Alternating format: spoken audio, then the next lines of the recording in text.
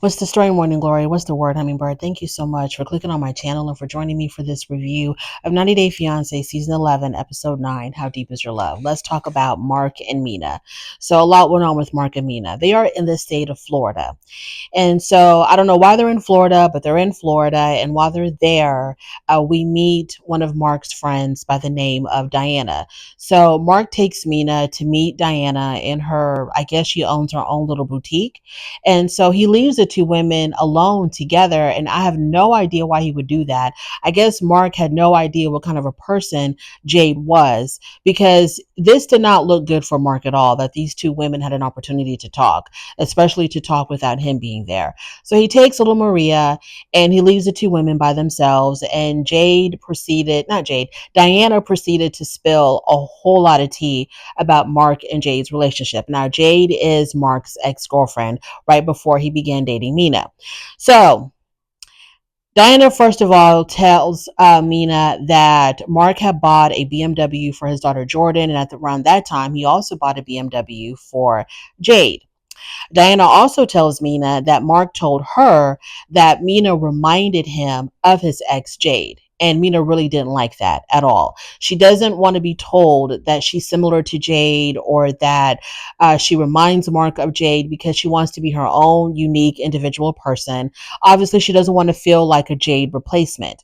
Diana felt like Mark was trying to actually substitute Mina for Jade.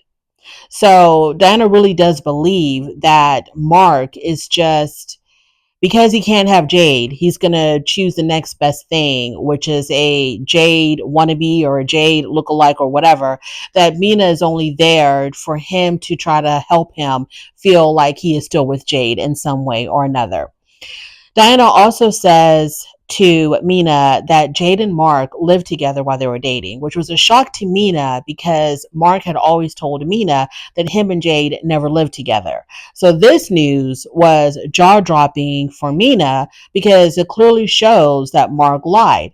And even Jade was like, well, I'm surprised that he would tell you that, because that's a complete lie if he told you that he never lived with Jade. They did live together. So at this point, I understand that Jade is really trying to help Mina see the light, but then I'm also kind of wondering if Diana is secretly working for Jade, because it seems like even though she's friends with both Mark and Jade, it seems like she's much closer and much more loyal to Jade than she is to Mark, because she is completely throwing Mark under the bus with all the information that she's giving to Mina. And so I know that she wants Mina to be very much aware of what's going on and what happened before she came along, but at the same time, it almost seemed like she was trying to sabotage Mark and Mina's relationship for some reason. So she tells Mina that yes, Mark and Jay did live together. And this was a really big deal to Mina because Mark had told her the complete opposite. And Mina tells us throughout this segment that if she finds out that Mark was actually lying to her, that she's going to go back to Paris. Mina ain't going nowhere. So Mark had told, okay, so Diana believes, she tells us in her own little confessional, Diana says that it seems like Mark is taking advantage of Mina's naivete. Because Mina doesn't know what the hell is going on, Mark is taking advantage of her ignorance. She also tells Mina that Mark was cheating on Jade, and how they found this out was, you know, old man Mark had gone. I think he took a trip somewhere, and he had left his iPad at the residence that he was sharing with Jade. So all the activities on his iPhone were showing up on his iPad. And so Jade was able to see all the text messages, all the stuff that he was doing on his phone. And it clearly showed that he was communicating with other women. And that's how he got caught. See, Mark is an old fool. He's an old fool who likes to deal with young women. And there's nothing worse than an old fool, right? Maybe back in the day before technology evolved and before we had iPhones and iPads and the cloud and all this other stuff, maybe Mark knew how to play the game and knew how to play the game well. But honey, now with technology and all the stuff that's going on right now with with all this technology, Mark, I'm gonna need you to find somebody to put you up on game on how these things work, because you cannot afford to leave any type of technology behind. Okay, you need to sign out of all of your websites that you visited. You need to take all your devices with you. You need to lock everything. I mean, come on, Mark, if this is the life that you want to live, or you want to cheat on your women, you need to be put up on serious game on how technology works, and don't make these rookie mistakes like leaving your iPad behind. So when Mark and Mina started their relationship, Diana tells Mina that, when he started talking to you, he was still actually communicating with Jade. I don't know if he was trying to get Jade back or what was going on at that time, but he was still communicating with Jade. So Diana tells Mina, I suggest that you have a meetup or a conversation with Jade so that you can get the full story of the kind of person that Mark is. So, like, once again, I'm trying to figure out what kind of a person is Diana. Like, why would Mark take Mina to meet Diana? And if he sees Diana, like, what was the purpose of that? Like, why do you take your current girlfriend to meet a friend of your ex girlfriend and then leave them alone together? Knowing that Jade would have fed a lot of information to Diana, that Diana was privy to a lot of stuff between Mark and Jade, and that she would definitely tell me, like, I don't understand why Mark is making these dumb mistakes. I mean, it just baffles me because he was even stupid to tell his daughter Jordan and Mina what the other would say about each other to him. He was dumb enough to do that. I don't understand how Mark is moving.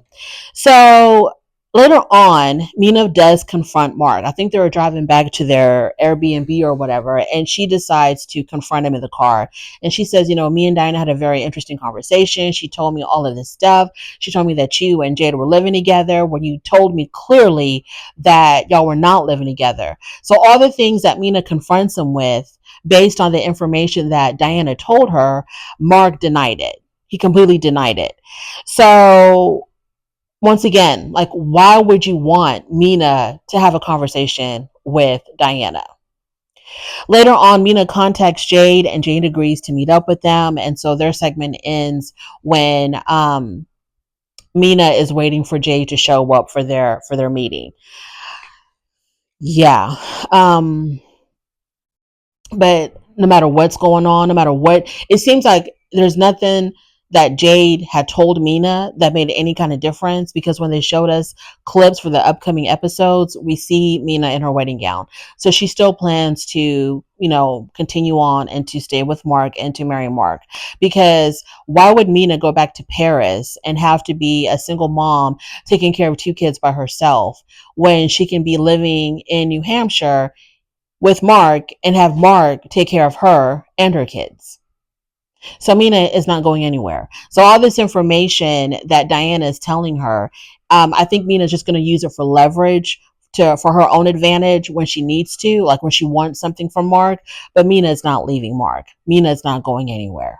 Moving on to, why would she do that? It doesn't make any sense. She's being taken care of here in America. No matter what the family is saying, no matter what kind of hell the family is giving her, no matter how much the family dislikes her, no matter if she does find out that Mark is cheating, why would she leave this comfortable situation to go? Because even though Paris is beautiful and it's wonderful, she would have to be, taking care of herself somehow or some way. So yeah, she's not going anywhere. Moving on to Matt, Ammani, and Anie. So after their explosive argument, really the argument was between Ammani and Anie about the fact that Anie has not told anybody about her relationship with both Matt and Ammani, and how that whole thing, that they feel like Anie is hiding them, that she's keeping them a secret from her family. And Matt and Ammani are taking this very, very seriously. And so they don't understand why Anie doesn't want to tell anybody about them. So that was basically the basis of the argument that they had the night before. So they go back to their hotel. Anie ends up sleeping on the couch. They wake up the next morning, and there's a lot of tension in the air. The tension is thick. So Ammani and her husband Matt, they go out to get breakfast, and while they're out at breakfast, they're talking about their situation with Anie.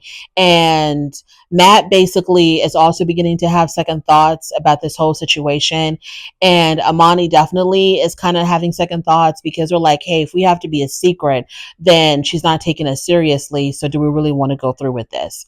They get back to the hotel, and they have a conversation with Anie, and Anie starts off by saying to them, I know that y'all were talking about me when y'all left, so what's tea? What's going on? And she tells Ammani, your temper is just a little bit too much for me. I need you to be calm. I need you to be relaxed. It was just a little bit too much for me how you overreacted. And Ammani, her defense is, but I was really hurt because you basically admitted that you're keeping us as a secret. Well, she's keeping you as a secret because she told the family that Matt was her boyfriend. So they ask her again, when are you going to tell your family about us? And Ani's like, I'm going to tell them when I'm ready to tell them, and I need time. And they keep on pressuring her, well, how much time do you need? And Ani's basically like, I need to do this at my own pace when I'm comfortable. I don't want to feel rushed or pressured. I'm going to do it when I'm ready. So after all of that, they apologize to each other, they kiss and they make up. And I don't know, this whole Matt, Ammani, and Anie situation to me is it just seems fake. um it just seems so fake. I don't believe this is a real polyamorous relationship. Like, I don't believe this at all. It just seems really fake. So I know damn well that Ani is not coming to America to live with them. I know damn well that Ammani and Matt are not going to get a divorce for Matt to marry Ani. That's not going to happen. So what are we doing here, really? Moving on to Shawn and Aaliyah. So Aaliyah is hanging out with Jackie, and I'm not quite sure who Jackie is friends with. I don't know if she's a friend of Aaliyah or if she's a friend of Shawn. I don't really know. But we met Jackie before on 90 Day Fiance Love in Paradise. I think she came to Brazil to visit them, I believe. So Jackie's extremely nosy because she's the same friend that had asked Shawn when they were in Brazil if he had a life insurance policy that named Aaliyah as a beneficiary. And Shawn felt like that Jackie was a little bit too intrusive. Well, Jackie hasn't changed much. So now Jackie's visiting them in LA. I don't know if she lives in LA or she's visiting them. I don't know what's going on with Jackie, but she pops up. So while she's hanging out with Aaliyah, the first thing she's asking Aaliyah is, about her sex life with Shawn. Like, how long did it take y'all to have sex after you arrived in America? And is the sex good? And da da da. And I'm like, Jackie, excuse me. Like, no, ma'am. No, ma'am. And Aaliyah is answering all of these questions. And I really wanted Aaliyah to be like, I don't really feel comfortable talking about that with you because it's really none of your business. Aaliyah then talks about how she feels very incomplete when she looks at herself in the mirror because she really wants to have breast augmentation surgery. And Jackie asks her, well, how does Shawn feel about that? And Aaliyah's kind of like, well, whenever I bring it up, he doesn't really want to talk about it too much. And so Jackie then asked her, is Shawn less attracted to you when you are, Aaliyah, the way that you are now, completely glammed up, dolled up? Does he feel less attracted to you? And Aaliyah kind of got emotional and said that she really didn't know. Girl, let's stop playing around. That Shawn is not that attracted to you as Aaliyah as he was when you were Douglas. Girl, you know this because Shawn he's attracted to men. And this is the whole reason why he wanted to have an open relationship, because he still wanted to be able to have sexual relations with men because that's what he's attracted to. So once again, I'm not understanding why these two people are together. Later on, Jackie comes over for dinner, and over dinner, Jackie asked about the wedding and how's the wedding planning going. Well, they're not doing much of any kind of wedding planning. And even though the question was how's the wedding going, Shawn never misses an opportunity to tell somebody that if he had it his way, he would not be married at all. He would not be getting married at all. He would just want to live with Aaliyah instead of getting married because he feels a lot of pressure of them getting married in 90 days and doesn't know if they're ready for that. So then Jackie asks, why are y'all getting married? Why don't y'all just live together? Evidently, Jackie has no clue with how immigration works. So Shawn has to school her and tell her that this is the only way. And trust me, we've thought of several different other options of us being able to live together without having to go through this K1 process. We thought about her coming here on a student visa. We thought about living in another country together, but this was really the only way for us to be able to live together is to go through the K1 process. And so Shawn is making it very clear that, hey, I'm only willing to marry Aaliyah because I have to. And even Jackie comments to us and says, well, it kind of hits differently when Shawn is telling us that he's only getting married out of necessity and not really out of love. Once again, why are these two people together? Then Jackie asked something about, what do your kids think? And of course, Shawn has to say, my kids don't even know yet. And I'm like, Aaliyah, this man is showing you time and time and time again that you are not really a priority to him, that he's really not that interested in being with you as Aaliyah. I think that if she was still Douglas, I think that Shawn would have been a lot more,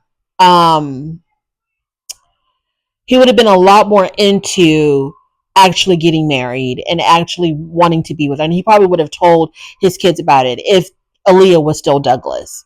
But once the transition started, I think he completely lost interest. I think he has lost interest in Aaliyah as Aaliyah. I really do think he has. So I don't know what's keeping them together. And side note, I came across a live that Aaliyah was doing on TikTok, and she's back in Brazil, and we did see the clip.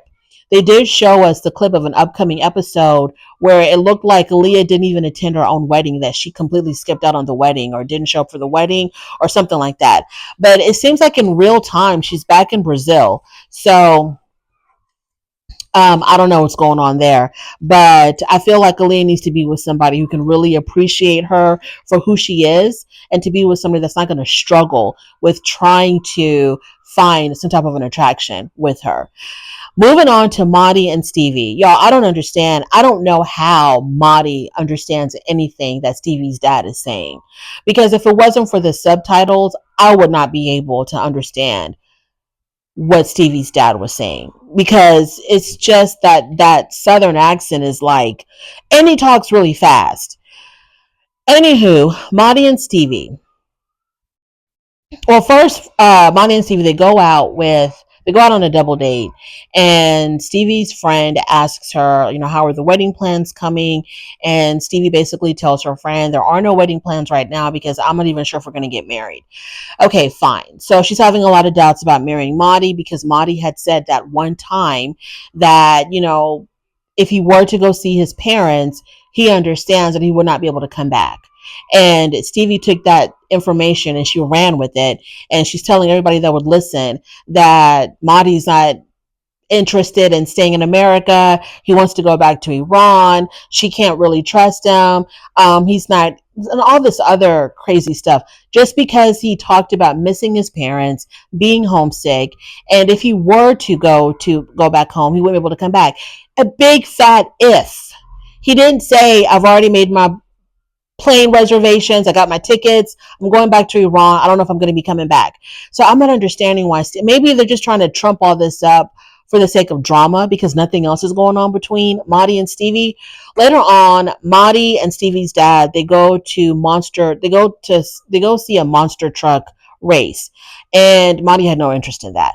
Anyhow, let me just skip to it. After all of that, they get a chance to talk, and Motti finally asks Stevie's dad for Stevie's hand in marriage.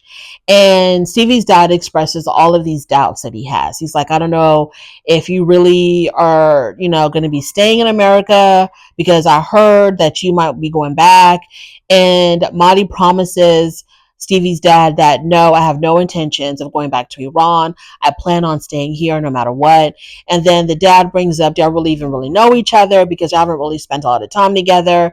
And Motti promises him, like, I do love Stevie. I want to be with Stevie. I'm in love with her, blah, blah, blah, blah. And then the dad is like, okay, you better take care of my little girl. And then he goes ahead and he gives his consent for them to get married. And that's about it with Stevie and Motti. Moving on to Greg and Joan. So Greg says that he has a job interview coming up. And so I was really excited about that. Finally, we're seeing some movement. And Joan tells him, well, I really hope that you don't screw this up. And Joan also tells him, "I'm giving you." She tells him, "I'm giving you 2 weeks to get a job. If you don't get a job in 2 weeks, I'm going back to Uganda." And Greg is like, "It doesn't happen that quickly. It probably takes 2 weeks just to do a background check." And Greg is like, "Wait a minute, hold up. It's not going to happen that fast. Even if the best case scenario, I get hired or whatever, it's not going to happen that quickly." So Joan decides to give him about a month. Joan ain't playing. Okay, she is serious as a heart attack. She is not playing around with this man. So we'll see how that goes. I pray to God that he does get the job. I'm pretty sure he probably will. I don't think Greg has a problem getting jobs. It's just that he just didn't want them. But I don't think he has a problem like actually getting a job. Moving on to Sarper and Shakina. Not much happened with Sarper and Shakina. This was the time when Sarper finally got to meet Shakina's daughter, Sophie. And okay, let me just cut to the chase. Basically, Sophie tells Sarper that I really can't give you a stamp of approval right now because family is very important to me and I need you to get along with my family. And so Sharper tries to convince Sophie that, I've changed a lot, especially since the last time that I met your aunt Shariah. I am no longer that person because Sharper acted a damn fool when he met Shakina's sister Shariah. He called Shakina a slut and did you call her a bitch? He called her out of her name. He was referring to her as those things, and it really pissed off Shariah. And Shariah did not understand why Shekinah would want to be with a guy like Sarper because Sarper did not make a good impression at all on Shariah. So Sophie's like, "Yeah, I need you to be good with my aunt and everybody else if you want to get good with me." So Sarper promises that he's a changed man and that I guess he will try to start all over again with the family, and we'll see how that goes. So this was like a nothing episode. I really wasn't impressed. I was bored most of the time, but it is what it is. Thank you so much for joining me. I really do appreciate it on your way out. Please don't forget to rate the video if you like this content, subscribe to my channel, and I'll definitely talk to you later. Bye.